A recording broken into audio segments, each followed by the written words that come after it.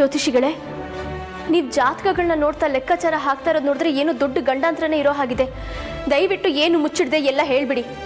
ಅಮ್ಮ ಅಮ್ಮ ಸ್ವಲ್ಪ ಸಮಾಧಾನವಾಗಿರಿಮ್ಮ.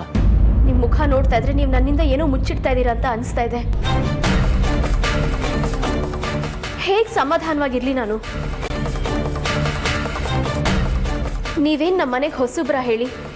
ನಾನು ಈ ಮನೆಗೆ ಸೊಸೆಯಾಗಿ ಬಂದಾಗಿಂದ ನಮ್ಮ ಮನೆ ಒಳ್ಳೇದು ಕೆಟ್ಟದು ಎಲ್ಲ ನೀವೇ ಹೇಳ್ತಾ ಇದ್ದೀರಾ. ಈಗ ನೀವೇ ಸುಮ್ಮನಾಗ್ಬಿಟ್ರೆ ಹೇಗೆ ಜ್ಯೋತಿಷಿಗಳೇ? ಅಮ್ಮ, ಎಲ್ಲ ಋಣಕ್ಕಿಂತ ಭಾರವಾದ ಋಣ ಉಪ್ಪಿನ ಋಣ. ಉಪ್ಪಿಟ್ಟು ಮನೇನ ಮುಪ್ಪಿನವರೆಗೆ ಕಾಯೋದು ನನ್ನ ಕರ್ತವ್ಯ. ನಿಮ್ಮ ಯಜಮಾನರ ಜಾತಕವನ್ನು ಕೂಲಂಕುಷವಾಗಿ ಪರಿಶೀಲನೆ ಮಾಡದೆ ಏನು ಹೇಳೋಕ್ಕಾಗೋದಿಲ್ಲ ತಾಯಿ. ನಿಮ್ಮ ಹತ್ರನೇ ಇದೆಯಲ್ಲ, ನೋಡಿ ಹೇಳಿ. ಇದಕ್ಕೆಲ್ಲ ಒಂದು ವಾರ ಬೇಕು. ನಾನು ಬರ್ತೀನಿ. ಒಂದು ನಿಮಿಷ. ವಿನಿ, ನೀನು ಸಿಂಗಾಪುರ್ಗೆ ಹೋಗ್ತೀನಿ ಅಂತ ಹೇಳಿದ್ದೆ ಅಲ್ವಾ? ಹೌದಜ್ಜಿ, ನಾನು ಸಿಂಗಾಪುರ್ ಹೋಗಿದ್ದು ನಿಜ. ಮತ್ತೆ ಇದ್ದಕ್ಕಿದ್ದ ಹಾಗೆ ಈ ಊರಿಗೆ ಯಾಕೆ ಬಂದೆ? ನಿನ್ನೆ ಕೇಳ್ತಾ ಇರೋದು, ಹೇಳು. ಅದು ಇಲ್ಲ, ನೀನು ನನ್ನಿಂದ ಏನೋ ಮುಚ್ಚಿಡ್ತಾ ಇದೆಯಾ? ನಿಮ್ಮಿಂದ ಮುಚ್ಚಿಡೋ ಅಂಥದ್ದು ಏನೂ ಇಲ್ಲ ಅಜ್ಜಿ. ನಾನು ಬೆಂಗಳೂರು ಬಂದು 1 ವಾರ ಆಯಿತು. ಅಮೃತ ಇಲ್ಲಿ ಬರುವಾಗ ನಾನು ವಿಷ್ಣುಪುರಕ್ಕೆ ಹೋಗ್ತೀನಿ ಅಂತ ಹೇಳಿದ್ಲು. ನಿನ್ನೆ ಹೇಮಾ ಆಂಟಿಗೆ ಕಾಲ್ ಮಾಡಿದ್ದೆ. ಅರ್ಜುನ್ ಅಮೃತ ಇನ್ನೂ ಬಂದಿಲ್ಲ, ವಿಷ್ಣುಪುರದಲ್ಲೇ ಇದ್ದಾರೆ ಅಂತ ಹೇಳಿದ್ರು. ಅದಕ್ಕೆ ನಾನು ಇಲ್ಲಿಗೆ ಬಂದೆ. ಅಲ್ಲ, ಮತ್ತೆ ನೀನು ಇದೇ ಊರ್ನೋಳು ಅಂತ ಯಾಕೆ ಸುಳ್ಳು ಹೇಳಿದೆ? ಅಯ್ಯೋ ಅಜ್ಜಿ, ನಿಮ್ಗೀಗ ಅದು ಮುಖ್ಯನೋ? ಅಲ್ಲ, ನಾವಿಲ್ಲಿಂದ ಹೋಗೋದು ಮುಖ್ಯನೋ? ಇಲ್ಲಿಂದ ಹೋಗೋದು ಮುಖ್ಯ. ಹಾಗಾದ್ರೆ ನಾನು ನಿಮಗೆ ಎಲ್ಲ ವಿವರವಾಗಿ ಹೇಳ್ತೀನಿ. ಈಗ ಸುಮ್ಮನಿರಿ.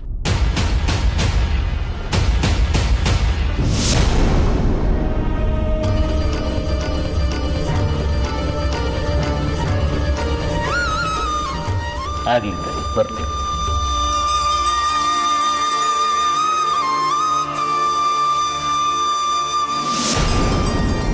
ಇಷ್ಟು ವರ್ಷಗಳಲ್ಲಿ ಜ್ಯೋತಿಷಿಗಳು ಯಾವತ್ತೂ ಹೀಗೆ ಅಡ್ಗೋಡೆ ಮೇಲೆ ದೀಪ ಇಟ್ಟ ಹಾಗೆ ಮಾತಾಡಿರ್ಲಿಲ್ಲ. ಅವ್ರ ಮಾತುಗಳು ತುಂಬಾನೇ ವಿಚಿತ್ರವಾಗಿತ್ತಲ್ಲ. ಅವ್ರ ಮುಖದಲ್ಲಿ ಗಾಬರಿ, ಆತಂಕ ಎರಡೂ ಇತ್ತು. ದೇವ್ರೆ, ಯಾರ ಜಾತಕದಲ್ಲಿ ಏನು ಅಪಾಯ ಕಾದಿದೆಯೋ ಗೊತ್ತಾಗ್ತಾ ಇಲ್ವಲ್ಲ.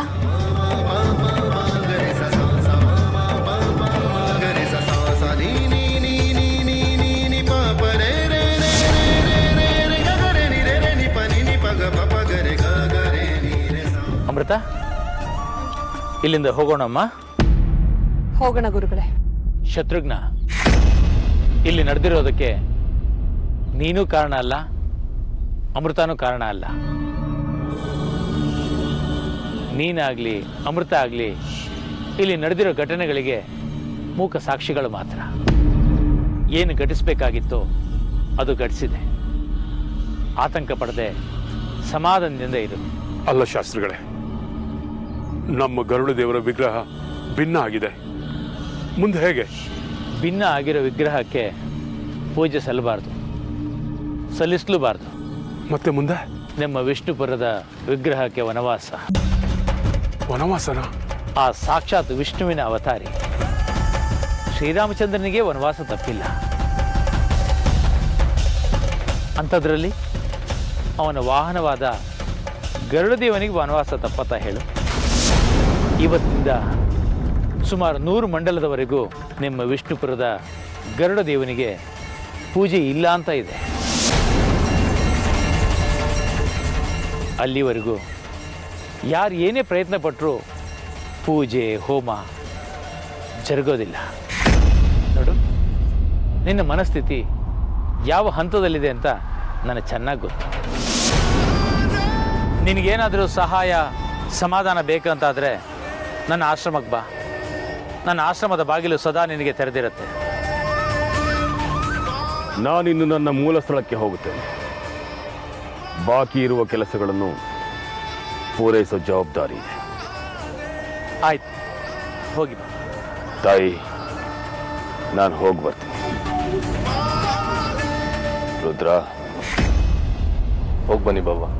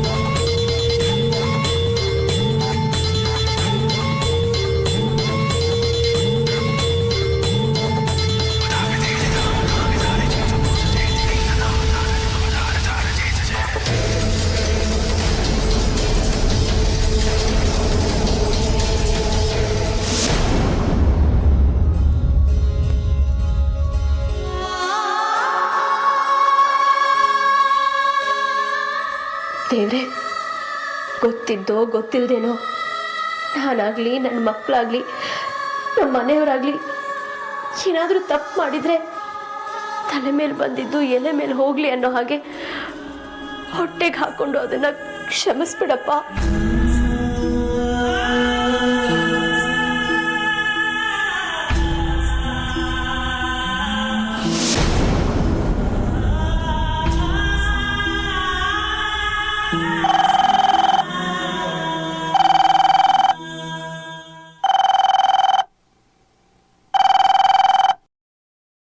ಹಲೋ ಹೇಮಾ, ಅತ್ತೆಮ್ಮ, ಹೇಗಿದ್ದೀರಾ?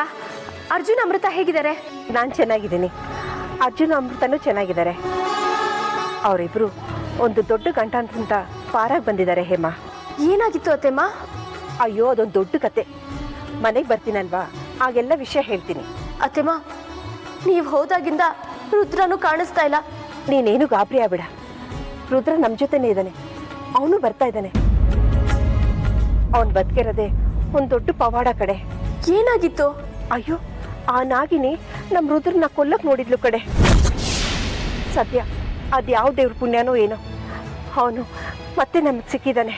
ಏನೋ ಎಲ್ಲ ಸುಖಾಂತಿಯಾಗಿ ನೀವು ಮನೆಗೆ ವಾಪಸ್ ಬರ್ತಾ ಇದ್ದೀರಲ್ಲ, ನಂಗೆ ಅದೇ ಸಂತೋಷ. ಆರತಿ ರೆಡಿ ಮಾಡಿ ಇಟ್ಕೊಂಡಿರು, ನಾವೆಲ್ಲ ಬರ್ತಾ ಇದ್ದೀವಿ. ಏನೋ? ಹಾಂ, ಸರಿ ಅತ್ತೆಮ್ಮ. ಸರಿಮ್ಮ.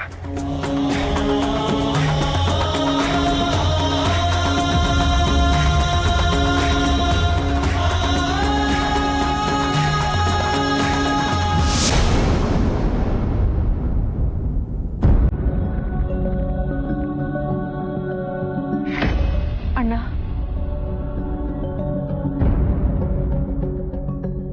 ನನ್ನ ಹಿತೈಷಿಗಳೇ ನನ್ನ ಹಿತಶತ್ರುಗಳಾದ್ರು ಅಂತ ನನ್ಗೆ ಅನಿಸ್ತಾ ಇದೆ. ಅಣ್ಣ, ನೀನು ಏನು ಹೇಳ್ತಾ ಇದೀಯಾ? ನನ್ನ ಪಕ್ಕದಲ್ಲೇ ಇದ್ದು ನನ್ನ ಸಮಾಧಿಗೆ ಗುಂಡಿ ತೋಡಿದ್ರು ಅಂತ ನನಗೆ ಅನುಮಾನ ಬರ್ತಾ ಇದೆ. ಅಣ್ಣ, ಆಗಿರೋ ಆಘಾತದಿಂದ ನೀನು ಹೀಗೆಲ್ಲ ಮಾತಾಡ್ತಾ ಇದೀಯಾ? ನಿನ್ನ ಜೊತೆ ಇರೋದು ನಾನು ಮತ್ತು ಅರ್ಚಕರು. ನಿನ್ನ ಬಗ್ಗೆ ಅಲ್ಲಮ್ಮ, ನೀನು ನನಗೆ ಯಾವತ್ತೂ ಮೋಸ ಮಾಡೋದಿರಲಿ, ಅದನ್ನು ಕನಸಲ್ಲೂ ಯೋಚನೆ ಮಾಡೋದಿಲ್ಲ ಅನ್ನೋದು ನನಗೆ ಗೊತ್ತು. ಆದರೆ ಎಲ್ಲೋ ಏನೋ ಒಂದು ತಪ್ಪು ನಡೆದಿದೆ, ಅದಂತೂ ಸತ್ಯ. ಇಲ್ಲಾಂದ್ರೆ ಅವ್ರು ನಮ್ಮ ವಿಷ್ಣುಪುರದ ಗಡಿನ ದಾಟಿ ಹೋಗುದಂದ್ರೆ ಏನು? ನಮ್ಮ ಗರುಡ ದೇವರ ವಿಗ್ರಹ ಬಿರುಕು ಬಿಡುವುದಂದ್ರೆ ಏನು? ಭಸ್ಮದ ಗೆರೆ ಶಕ್ತಿ ಕಳ್ಕೊಳ್ಳೋದಂದ್ರೆ ಏನು? ಅಣ್ಣ, ಇದು ನಿನಗೆ ಎಷ್ಟು ಒಗಟಾಗಿದೆಯೋ ನನಗೂ ಅಷ್ಟೇ ಒಗಟಾಗಿದೆ. ಎಂದು ನಾನು ಬದುಕಿದ್ದು ಸತ್ತಂಗೆ. ಅಣ್ಣ, ಯಾಕೆ ಹೀಗೆಲ್ಲ ಮಾತಾಡ್ತಿದ್ಯಾ? ಮತ್ತಿನ್ನೇನಮ್ಮ, ವಂಶ ಪಾರಂಪರ್ಯವಾಗಿ ನಮ್ಮ ಹಿರಿಯರು ಪೂಜೆ ಮಾಡ್ಕೊಂಡು ಬಂದಿದ್ದ ದೇವಸ್ಥಾನನ, ನನ್ನ ವಂಶದ ಪರಂಪರೆನ, ನಮ್ಮ ಊರಿನ ಮರ್ಯಾದೆನ, ನಮ್ಮ ಗರುಡ ದೇವರ ಶಕ್ತಿನ ನನ್ನ ಕೈಯಲ್ಲಿ ಉಳಿಸ್ಕೊಳಕ್ಕಾಗಿಲ್ಲ ಅಂದ್ರೆ ಅದಕ್ಕಿಂತ ಅವಮಾನ ಬೇರೆ ಇದೆಯಾ ಹೇಳು? ಇಷ್ಟೆಲ್ಲ ಆದ್ಮೇಲೆ ಈ ಊರಲ್ಲಿ ನನಗೆ ಏನ್ ಬೆಲೆ ಇರುತ್ತೆ ಹೇಳು? ಯಾರು ಗೌರವ ಕೊಡ್ತಾರೆ? ಯಾವ ಊರಲ್ಲಿ ನಾನು ಚಕ್ರವರ್ತಿ ಸಾಮ್ರಾಟ್ ಅಂತರ ಮೆರಿತಾ ಇದ್ನೋ ಅದೇ ಊರಲ್ಲಿ ತಿರುಕೊಂತರ ಭಿಕಾರಿ ತರ ಬದುಕೋ ಸ್ಥಿತಿ ನಿರ್ಮಾಣ ಆಗೋಯ್ತು. ಅಣ್ಣ, ನೀನು ಯಾವತ್ತಿದ್ರೂ ಸಾಮ್ರಾಟನೇ. ಪ್ರತಿಯೊಂದಕ್ಕೂ ಒಂದೊಂದು ಪರಿಹಾರ ಅಂತ ಇರುತ್ತೆ. ಅದೇನು ಅನ್ನೋದನ್ನ ಶಾಂತವಾಗಿ ಕೂತು ಯೋಚನೆ ಮಾಡೋಣ. ನೀನು ಧೈರ್ಯವಾಗಿರಣ್ಣ, ಧೈರ್ಯವಾಗಿರು. ಅದೇನು ಪರಿಹಾರ ಇದೆಯೋ ನನ್ಗಂತೂ ಗೊತ್ತಾಗ್ತಾ ಇಲ್ಲ. ಅಣ್ಣ ಬಾ, ನೀನ್ ಬಾ ಅಣ್ಣ, ಬಾ.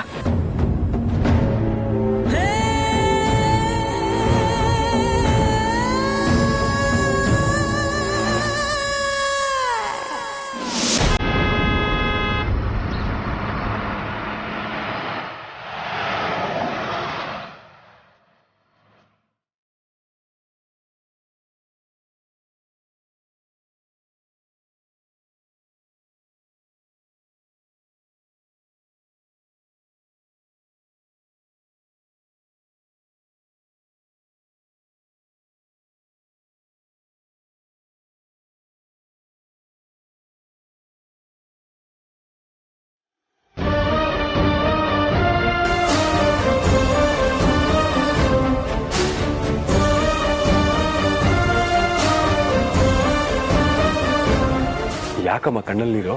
ಹೋಗೋ ನೀನು. ಮನೇಲಿದ್ರೆ ನನ್ನ ಸೆರೆಗೆ ಹಿಡ್ಕೊಂಡು ಅಮ್ಮ ಅಮ್ಮ ಅಂತ ಹಿಂದೆನೇ ತಿರುಗ್ತಾ ಇರ್ತೀಯ. ಆಚೆ ಹೋದ್ರೆ ನನ್ನ ನೆನಪೇ ಬರೋದಿಲ್ಲ ಅಲ್ವಾ? ಈ ಅಮ್ಮ ಬೇಡ ಅಲ್ವಾ ನಿನ್ಗೆ? ಅಯ್ಯೋ ಯಾಕಮ್ಮ ಹೀಗೆ ಹೇಳ್ತೀಯಾ? ಬೇರೆ ಮಕ್ಳು ಹೇಗೋ ಏನೋ ನನಗೆ ಗೊತ್ತಿಲ್ಲ, ಆದರೆ ನಾನಂತೂ ಕೊನೆವರೆಗೂ ನಿನ್ನ ಮಗನೇ. ನೀನು ಮರೆತರು ನಾನು ಮರೆಯೋದಿಲ್ಲ. ಹೀಗನ್ನೋನು ಒಂದು ಫೋನ್ ಮಾಡಿ ಮಾತಾಡ್ಬೋದಿತ್ತಲ್ವಾ? ಎಷ್ಟು ದಿವಸದಿಂದ ಈ ಮನೇಲಿ ಒಬ್ಳೇ ಇದ್ದೀನಿ ಗೊತ್ತಾ ನಾನು? ನನ್ನ ಪರಿಸ್ಥಿತಿ ಬೇರೆ ಯಾರಿಗೂ ಬರೋದು ಬೇಡ. ಹಾಗಲ್ಲ ಇಮ್ಮ, ಇವ್ರು ಅಲ್ಲಿದ್ದ ಪರಿಸ್ಥಿತಿಲಿ ಫೋನ್ ಮಾಡೋಕ್ಕಾಗ್ತಿರ್ಲಿಲ್ಲ, ಅದಕ್ಕೆ. ಹೇಗೋ ಮಗ ಸೊಸೆ ಇಬ್ರು ಮನೆಗೆ ಸುರಕ್ಷಿತವಾಗಿ ಬಂದ್ರಲ್ಲ, ನಂಗಷ್ಟೇ ಸಾಕು.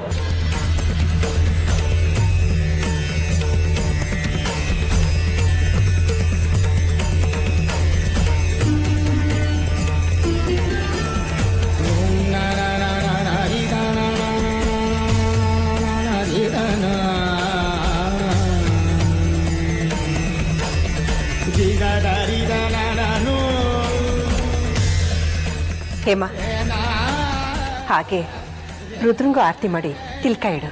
ಯಾಕತ್ತೆಮ್ಮ? ಅವನು ಸಾಂಬಿ ದೋಡೆಯಿಂದ ಪಾರಾಗಿ ಬಂದಿದ್ದಾನೆ. ಹೇಗತ್ತೆಮ್ಮ? ಅದೊಂದು ದೊಡ್ಡ ಕತೆ, ನಿನ್ಗೆ ಆಮೇಲೆಲ್ಲ ಹೇಳ್ತೀನಿ. ಮೊದಲು ಆರತಿ ಮಾಡು.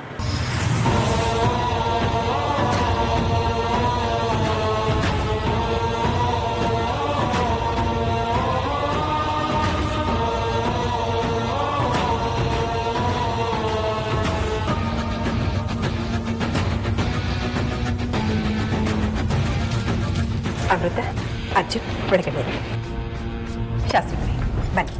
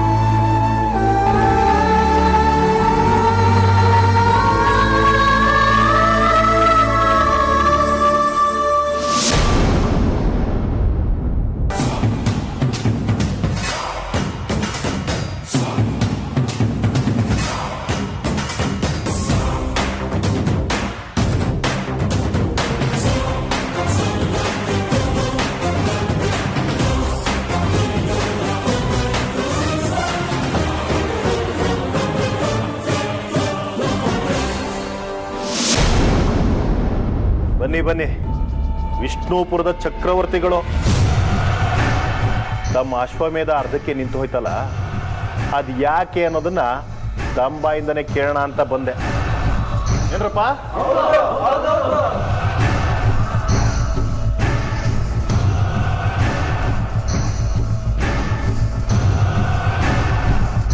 ನಿನ್ನ ನಂಬಿದ್ದಕ್ಕೆ ನಮ್ಮೂರಿನ ಜನಗಳಿಗೆ ಸರಿಯಾಗಿ ಮಾಡಿದೆ. ನಾನೇನು ಮಾಡಿದೆ? ಓ, ನೀನೇನು ಮಾಡಲೇ ಇಲ್ಲ, ನಿನಗೇನು ಗೊತ್ತೇ ಇಲ್ಲ. ಏ ಧರ್ಮೇಂದ್ರ,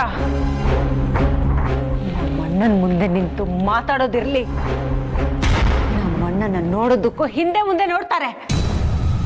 ಅಂಥದ್ರಲ್ಲಿ ಉಚ್ಚಾಯಿಸಿ ಮಾತಾಡೋಷ್ಟು ಸೊಕ್ಕ ನಿನಗೆ? ಏ ಸೌಪರ್ಣಿಕ, ನೀನೊಂದು ಯಕಶ್ಚಿತ್ ಹೆಣ್ಣು. ಹೆಣ್ಣು ಹೆಣ್ಣಾಗಿದ್ರೇನೆ ಹೆಣ್ಣುತನಕ್ಕೆ ಬೆಲೆ, ಗೌರವ. ಅದನ್ನ ಮರ್ತು ಮಾತಾಡಿದ್ರೆ ನಿನ್ನ ದುರಹಂಕಾರಕ್ಕೆ ತಕ್ಕ ಶಾಸ್ತಿ ಮಾಡ್ಬೇಕಾಗತ್ತೆ. ಹೈ, ನನ್ನ ಮನೆ ಹೆಣ್ಮಗಳ ಬಗ್ಗೆ ಮಾತಾಡೋಕೆ ಎಷ್ಟೋ ಧೈರ್ಯ ನಿನ್ಗೆ? ಇಷ್ಟೆಲ್ಲ ಆಗಿದ್ರು ನಿಮ್ಮ ದರ್ಪ ದೌರ್ಜನ್ಯದ ಮಾತು ಕಮ್ಮಿ ಆಗಿಲ್ಲ ಅಲ್ವಾ?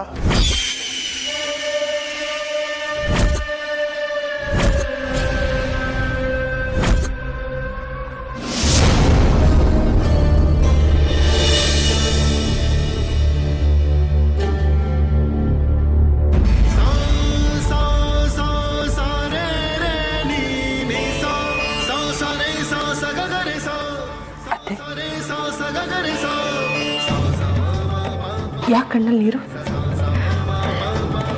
ನಿನಗೆ ಗೊತ್ತಿಲ್ಲದಿರೋದೇನಿದೆ ಅಮೃತ?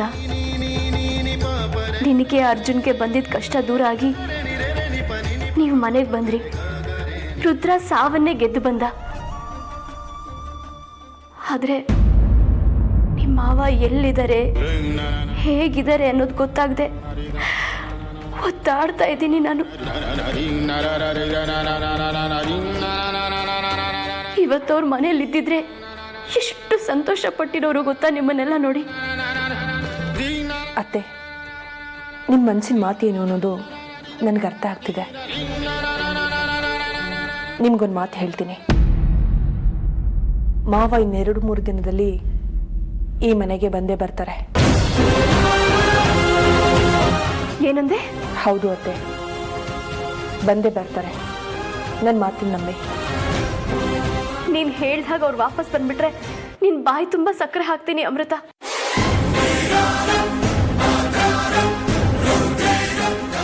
ಇವಳು ಇಷ್ಟೊಂದು ನಿಖರವಾಗಿ ವಿಷ್ಣು ಬಂದೇ ಬರ್ತೇನೆ ಅಂತ ಹೇಗೆ ಹೇಳ್ತಿದ್ದಾಳೆ?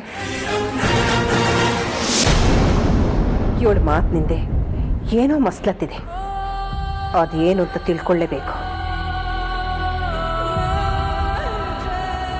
ನಿನ್ ಬಾಯಿಂದ ಬಂದ ಮಾತುಗಳು ಯಾವತ್ತೂ ಸುಳ್ಳಾಗಿಲ್ಲ ಅಮೃತ. ನಿನ್ನಲ್ಲಿ ಅದು ಯಾವ ದೈವಶಕ್ತಿ ಇದೆಯೋ ನನಗಂತೂ ಗೊತ್ತಿಲ್ಲ.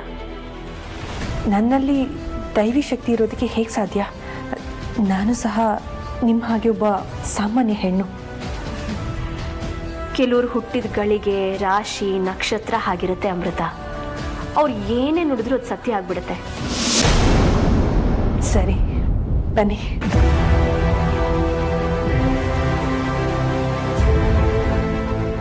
ಇಲ್ಲ, ಈ ಅಮೃತ ಏನೋ ಮಾಡ್ತಾ ಇದ್ದಾಳೆ, ಅದಂತೂ ಸತ್ಯ. ಯಾವುದಕ್ಕೂ ಇವಳ ಮೇಲೆ ಒಂದು ಕಂಡಿಟ್ಟಿರ್ಬೇಕು.